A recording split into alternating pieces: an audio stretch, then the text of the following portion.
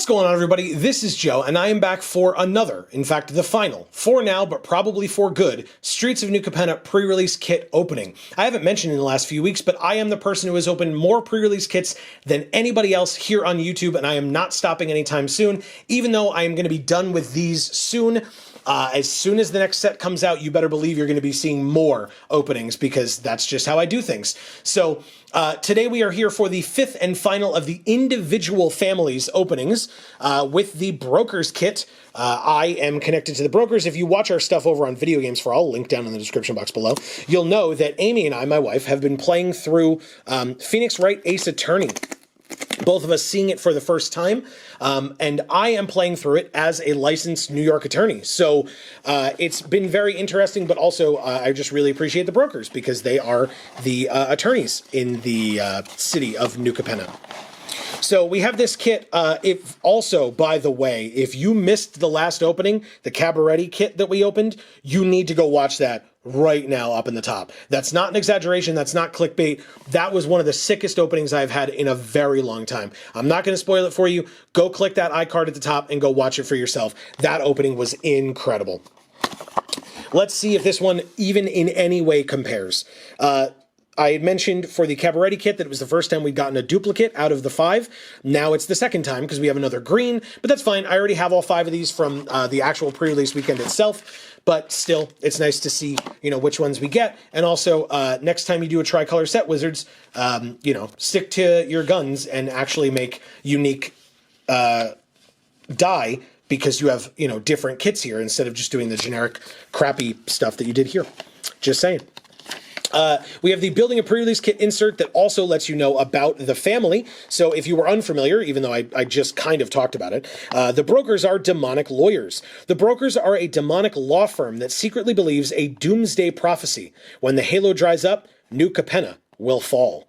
They maintain public law offices where they handle mundane legal matters like property disputes and physical grievances, but their aggressive solicitors have a dubious reputation for being everywhere and showing up at every crisis within the city. Again, haha, ambulance chasers, haha. Okay, we have in this Brokers kit, we have a code for MTG Arena. It's the last one that we'll be giving away. So stay tuned for this video. It will be given away at a random point. So yeah.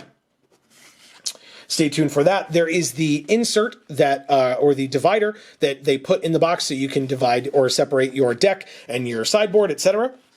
And then, of these packs over here, they're over here, here they are, there were only 5. And a sealed is 6 packs. Why is that? Well, because your 6th pack is a seeded pack, because you get to pick what color trio you want to go with or what family you want to go with. They give you a seeded pack so that it gives you a better opportunity to play those colors. Also, if we look, can we see that? You probably can't on with the background there. Maybe now you can. There's something in there, like in the plastic. It's like dirty or something, and it's not on the outside because it does not come off. But you can maybe see it if you see it moving around on the playmat, because the playmat is a lighter color. Very strange. I don't know what it is, but why is it in there? Yeah, now it's on the card. What is it? It looks like maybe just actually a little piece of cardboard or paper or something. Very strange. Okay. Well, anyway, I'm going to wipe that onto the floor. I'm sure my wife will be pleased. And then we will move on to the rest of the contents of this kit. We have a Spars Adjudicators. All of these first cards are these like exile cards, but the Spars Adjudicators, I'll try to say that properly next time, are the best. I love them so much. I mean, Brokers, most people think is the best color trio. Again, as a lawyer, I may have to agree. It depends. Again, we are also the Mastros here on this channel, so the Maestros definitely hold a special place in our heart. But anyway, we have a Spars Adjudicators. I think this card is fantastic. We have a Brokers Hideout. Of course we do. This is always included in here. We're also going to have one of the dual lands in a Skybridge Towers, very good. Super helpful to help cast our spells. Kind of important if we want to be 3 colors. Wow, I just threw that at you, sorry. We have a Celestial Regulator. So one of the reasons why Brokers is the best is because blue-white flyers is incredible. Flyers in general are insane in this format. They win games, no question. I've lost the like super majority of the games that I've lost in this format are 2 flyers, no question. So Celestial Regulator, a very good one. Backstreet Bruiser. Not bad, not amazing, but not bad. Backup Agent, actually incredible. Really, really good. You're going to want to put this counter on a flyer, just saying. A Dapper Shieldmate, this one's not as good. I don't love this one as much, but if we need another creature, it would get in. It enters with a shield counter on it. Sometimes, especially in Brokers, you care about having counters on things. If you get like an Exotic Pets or something like that, you can then put a shield counter on one of your fish. Not bad at all. We have a Rocks Pummeler. Speaking of shield counters, this card's really good. I like it a lot. A little expensive, but I mean, you get a 6/3 that's trampling until it gets hurt or tried to just be destroyed. We have a Broken Wings, certainly main deckable in this format in particular, but if we have a lot of flyers, we might not need it to be main deckable. If we're making this deck for an actual sealed pre-release, you're doing best of 3 anyway, so it's probably best to just keep it in the sideboard, and then if you play against a lot of flyers or some annoying artifacts or enchantments, then you board these in certainly during sideboarding. Revelation of Power, this card's fine. Again, it cares if your creature has a counter on it, so something else notable about, thinking about like Dapper Shieldmates and things like that. A Slip Out the Back, this card is also fine. I mean, it puts another counter, so that's something that's relevant. It does phase the thing out, so I've seen this used to actually make me lose a game. They put it on one of my creatures and then phased it out so that then they didn't have to worry about my creature blocking anymore, and they were able to kill me. Usually, you're just going to put it on something that they like put a removal spell on, or it's in combat or something. It gets the counter, it phases out, and then the next turn it comes back bigger and scarier. So either way, it's pretty good utility in this 1 mana blue card. So I would probably put it in. Like I said, I don't love it, but it has a lot of options. And it's our first uncommon. Well, there's the Exotic Pets. I called it. Yeah, so we have Exotic Pets as well. Very, very good card. I like it quite a bit. I mean, the fish, like if you have a +1/+1 counter, you just have a 2/2 unblockable fish. And if you have a +1/+1 counter and a shield counter, you have one that's a 2/2 and one that's a 1/1 that, can't be destroyed the first time. Behind it, we have Lagrella the Magpie. Very good. Again, talking about counters, but Lagrella in general is just incredible. Coming down as a 2/3 on turn 3, exiling their best creature, maybe exiling a good creature on your side. One that I love targeting with Lagrella is Backup Agent. It just comes in, puts a counter on something else, then you take it away, it comes back with a counter or 2 counters, and then it puts a counter on something else when Lagrella dies. Like, absolutely incredible. Lagrella is a great card. And so our first non-promo rare or mythic is a Depopulate. Probably not the best Brokers rare we could have opened, but I mean, a removal spell, or not a removal spell, a board wipe is important. And it's absolutely in our colors. I would absolutely play it happily. So there's that. And then our promo foil rare or mythic is a Hostile Takeover. So I don't enjoy that your promo doesn't also have to be in your colors. In fact, this is the furthest away possible from our colors, I think. It only shares one color, and it's tricolored. So that kind of sucks. It looks weird in foil. Like, the art is insane normally. So you don't need this card in foil. And now that I have it in foil, I see that I don't need it in foil. It looks okay, but it's not incredible. Yeah, in person, I think it actually looks better on camera than it does in person, I'm not going to lie. Like, when you get to, like, this point and it shines, like, on his armor and stuff, it does not look that good in person, I assure you. The watermark is definitely the best part of this foil, for sure. We have a treasure token that is a citizen on the other side as well. Okay, let's move on to the random packs. Let's see if these help us out at all in being in Brokers. Of course, I would love to see some Jewel Thieves, some of the flyer, whose name currently escapes me, Inspiring Overseer, maybe? Is that what it's called? We have a Ready to Rumble.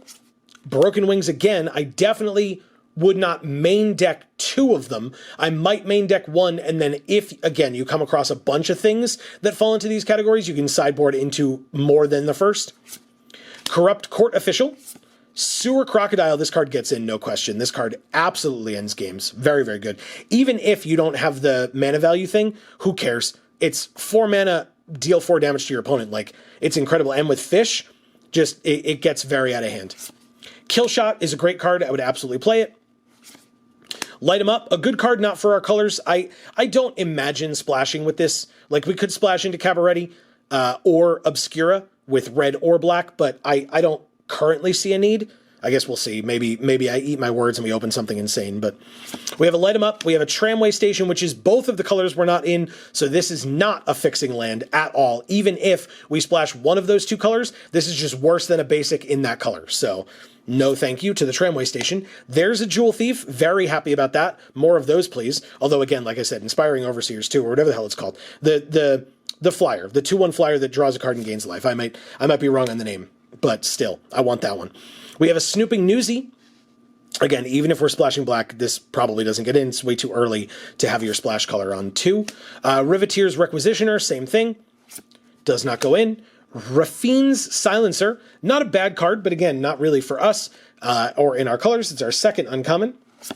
And a Swooping Protector. I mean, again, I said flyers are busted. This is probably like my least favorite, although it enters with a shield counter. Counters are important. You can flash it in to block or flash it in at the end of their turn, and then you just have a sick 2/1 flyer that, again, first time they try to kill it, it doesn't.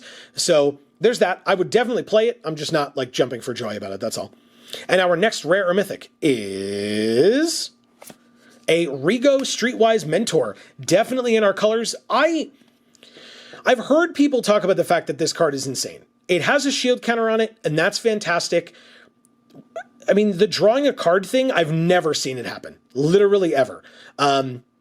If it does, it's probably insane, but I haven't seen it happen yet. Maybe Skycrier is the card that I'm thinking of. You play Skycrier on 2, play this on 3, swing with the Skycrier, and draw a card.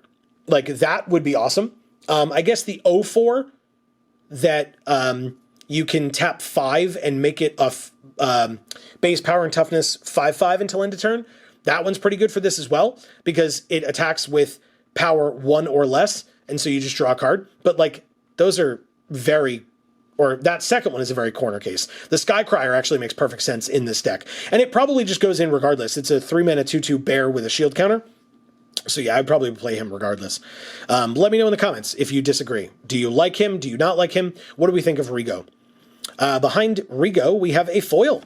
It's a foil uncommon and a pretty good one in Mage's Attendant. I mean, there are incidental alliance cards in this because it's 2 of the Cabaretti colors, which Alliance is the Cabaretti mechanic. So this is 2 Alliance triggers. It's also 3-powered 3-drop, which is a solid card in this format. And the wizard, or whatever that she makes, yes, it's a wizard, can absolutely mess people up in terms of them not being able to play things, or they forget and they play something into it and you get to get rid of it. Really, really cool. I like it that we have it in foil, and it's a great card in general to have. So that's our Mage's Attendant.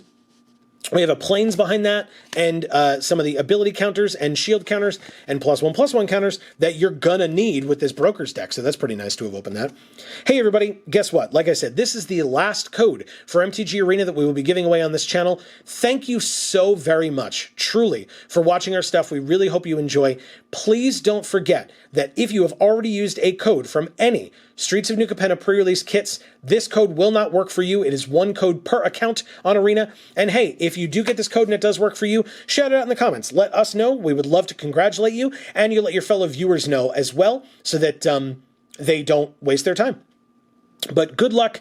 Thank you for watching. Please don't forget subscribing and ringing that bell is a great way to let us know that you appreciate what we're doing. Likes and shares go a long way, and we have other channels, as I mentioned, linked down in the description box below. And if I haven't said it already, don't forget we stream here every Monday and Friday starting at 8 p.m. Eastern. Oh, that one did not want to open. On Mondays, we play MTG Arena Limited, so there's that. And then on Fridays, we play whatever video game we happen to be playing. If you have not checked out our Nuzlocke for Pokemon Fire Red, you should. It's been an absolute blast, and we would love to have you join us. Raffine's Informant is a fantastic card, and it would definitely get in to this deck. Sticky Fingers is whatever, and it's not for us anyway. Glittermonger is great. I would definitely play it. We're probably not going to be like very aggro, so like getting this card out, making treasures with it, being a good blocker, like this is a great card. Dig Up the Body, not for us. Broker's Veteran is fine. I don't love this one, but again, it puts shield counters on. It's a 2-mana, 2-powered creature. So it might get cut if we're looking for cuts, but it would probably get in on my first pass. Celebrity Fencer, I've gone down on this card a little bit over time, but I still think it's pretty good. We just talked about like the Mage's Attendant doing double alliance triggers for us and things like that. So it definitely gets in. Like this card has the potential to run away with the game, but it also could just do nothing. It's a 4-mana 3/2, but regardless, it almost certainly gets in. Cabaret Initiate, I don't love, even though you could activate it with a white instead of needing the red. I don't love this card. If we need a 1-drop, I'll consider it, but I don't think it's going to get there. A Rooftop Nuisance, on the other hand, absolutely gets there. This card is insane. This card ends games. You get to tap 2 creatures and draw 2 cards, and they don't untap, so you lock them down for a full turn cycle. Absolutely incredible. You can sack your backup agent. Like you just play this card, sack your backup agent, play a second copy, draw 2 cards. It's absolutely incredible. You get 2 blockers out of the way. Maybe they're their best attackers as well. You don't get hit. Really, really, really good card. More of these, please. Eraser's Ring is not what we're looking for. We're not really looking at splashing red right now for anything. If we do, for whatever reason, this is a good one. And we got the alt art for it, so pretty nice. Security Bypass definitely gets in. More card draw is very helpful. Conniving means it puts +1/+1 counters on it. Plus, it becomes like you just put it on your best thing, and that's unblockable now.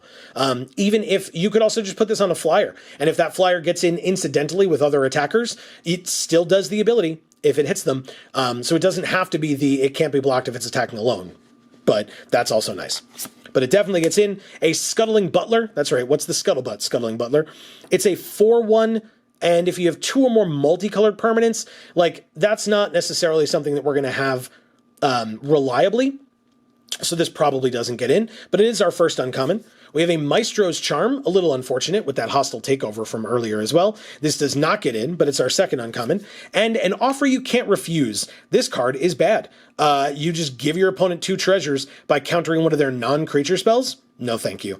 I don't love counter spells on the best day, and this one is not a good counterspell, so no thank you. And so our next rare or mythic is... Wow! Very nice! It is an alt art Giada Font of Hope. I don't know why I couldn't read it, but still, very cool card. I mean, you know, it cares about angels and stuff, but it's just a 2/2 Flying Vigilance. That's really all that matters. Like, again, unless we get that, the card that draws Inspiring Overseer, whatever it is. Again, I might be getting the name wrong. We haven't seen one yet. I would really love to. But the 2/1 flyer, that's an angel. So there incidentally could be other angels, but this card gets in regardless. This card's great. And that alt art is incredible. Super well done. I love it. Behind Giada, we have a full art forest. 6 stuff in here. I like it a lot. And a treasure token. Hell yeah. All right, we are halfway through. We have 3 more packs to go. As always, if you have opinions on what kind of a deck you would make if you opened this kit at pre-release, let me know in the comments below. That is what it is for. Keep that conversation going. I would love to hear from you. We have Fake Your Own Death, not for our deck. Disdainful Stroke, like I said, I don't love counterspells at the best of times. This one's fine, and again, with pre-releases, you have the benefit of being best of 3. If they have like a sick spell, like a big creature, like one of the bosses or something like that, this can absolutely come in out of your sideboard. I don't know that I would main deck this, though. But this is a very good sideboard for to come in out of the sideboard if they have something that they show you that's big and you lose because of it or come close to it. We have a Raffine's Guidance. I don't love this card. Sticky Fingers, not for us. Civic Gardener is fine. We might have some incidental citizen interactions. It's pretty good if you can get counters and stuff on it so that it can like untap itself so it can get in with an attack and be back on blocks, all that good stuff. We have a Maestro's Initiate. For the Family. I don't love For the Family even in the Cabaret deck, which is where it wants to be, so I definitely don't love it here in the Broker's deck. We have a Daring Escape, Civil Servant. There we go. That's what I was thinking of for some citizen interactions. That is very, very good. This card, no question, gets in. No question. Gilded Pinions. I don't love this one either. We have a Cabaret Charm. So again, we could splash red for this. It's alt art, by the way. That's sick. We could splash red for this. I don't know that we have to. I think we're doing okay right now. We do have the Racer's Ring, notably, so we could consider it. And I think we'll check, if we have a couple of other like cool red cards that we want to get in, we would consider this one. But for now, I don't think just a Cabaret Charm pulls us into trying to splash a whole fourth color. But it is cool that we opened it in alt art. That's nice. That's our first uncommon. We have Angelic Observer. Here's another angel. It's a little crappy in terms of how expensive it is. We do have some cool citizen interactions, like I mentioned, and it's an angel. And so we could tap Giada to help us cast this. Plus, it enters with an additional +1/+1 counter on it for each angel you already control, which includes Giada. So there's that. It probably gets in for that reason. I think the thing that sucks the most about this, like it's a flyer, which is super important, but the thing that worries me about this is it's 6 mana, could be a little less, but it's 6 mana and it dies to a 1 mana Strangle. Like that really hurts. So if Giada's on the field, it gets a lot better. I'll say that. So I'll definitely consider it.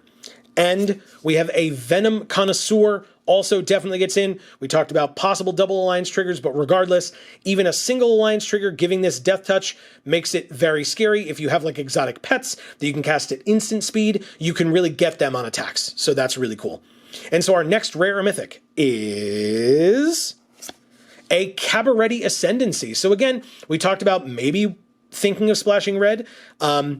This is pretty good. I would probably consider it. I would love to hear your thoughts as well, as always, in the comments down below. But I mean, right now we have some pretty decent playables. All but our promo are on color rares. And so now this one could be if we splash red, but it might be pulling us a little thin. Mana efficiency is not the best in this format. So I would consider it, but also be very happy to say no thanks, because this is not like a insane bomb, but it does help you kind of filter off the top of your library a little bit. So behind it we have a Plains and a Punch Out token or card for the shield and +1/+1 counters. We have 2 more packs to go. Let's see what other cool stuff we can open out of here. I think we're missing a mythic out of this kit so far. I mean, by missing I mean, oh wow, I have a piece of pack on my thumb. Do we see that? Anyway, by missing, I mean, we're obviously not guaranteed one, but it would be nice. Here's a Broker's Veteran. Again, I would probably play at least one of them, if not 2. Rafine's Informant, I would play almost every one I open. Chrome Cat is not a bad card. I like this card maybe more than most, but I would definitely play at least one Chrome Cat. A 3-powered, 3-mana creature that has any bit of upside is great in this format. I really like it. Witty Roastmaster is good, but not for us. A Warm Welcome I don't love, so I probably would not play it. Dig Up the Body. Shattered Seraph is 2 of our 3 colors. It can splash for itself. I would probably consider putting this in. It is a 7-mana 4/4 flyer that gains you 3 life. Again, you just exile it for 2 mana under a land. That land will tap for the black that you need to be able to cast this spell, because we're already going to have blue and white, especially when we need 7, or when we're at 7 land. This card's just incredible, and again, can absolutely win you games. So this almost certainly gets in. A Cutthroat Contender. Waterfront District. We haven't really looked at splashing black for any reason. Like that Shattered Seraph doesn't count because it splashes itself. If we were looking to splash black, we can consider this. But again, we said that about the Racer's Ring earlier as well. So for red, and we're closer to splashing red than black by far. Speaking of red, Mayhem Patrol. Definitely not for splashing for. This card is phenomenal. Ceremonial Groundbreaker. We just talked about all of the incidental citizens that we're going to have in this deck. And so I'm putting in the Ceremonial Groundbreaker. I mean, even if with Equip 3 later game, +2/+1 and Trample on like a good serviceable creature is very nice. So yeah, definitely gets in. No question. And it's our first uncommon. We have Rafine's Silencer and a Pugnacious Pugilist. Unfortunate with those last 2, but the Groundbreaker is pretty damn good. And so our next rare or mythic is... Wow. I said we were missing a mythic, didn't I? I literally just said that. That's insane. I will play this card. There is no question in my mind. We have that Glittermonger. That helps a lot to get to that triple green because we need triple green. It also makes splashing red a lot hinkier because you want to be closer to be able to get to triple green. I think a Titan of Industry is a lot better than a Cabaret Ascendancy, just saying. This card is incredible. Absolutely insane. Really, really good. And I mean, one of the best names in the set. Titan of Industry, and it's an actual elemental titan of like buildings. Incredible. Yeah, definitely gets in and probably means that we don't play the Cabaret Ascendancy. We have, or Splash Red in general. We have a Forest and an ad card. Again, seeing the ad cards, but I've talked about it in the past. Ad cards used to be rampant. They are so few and far between at this point. This pack is weird. It's very loose. Okay. Anyway, yeah, that's a weird one. But anyway, yeah, so I'm not as upset when I see ad cards now because, like I said, they are very few and far between, which is quite nice to see. We have a Disdainful Stroke to start. Dapper Shieldmate. Don't really like either of these so far. This is a very vibrant Dapper Shieldmate, though. It's like a lot brighter than usual, I feel like. We have a Light 'em Up. Not a bad card. Chaldea Strongarm definitely gets in. Awesome, awesome card. Crooked Custodian. Case the Joint. I don't love this one as much. I mean, we've had a fair number of cards that connive.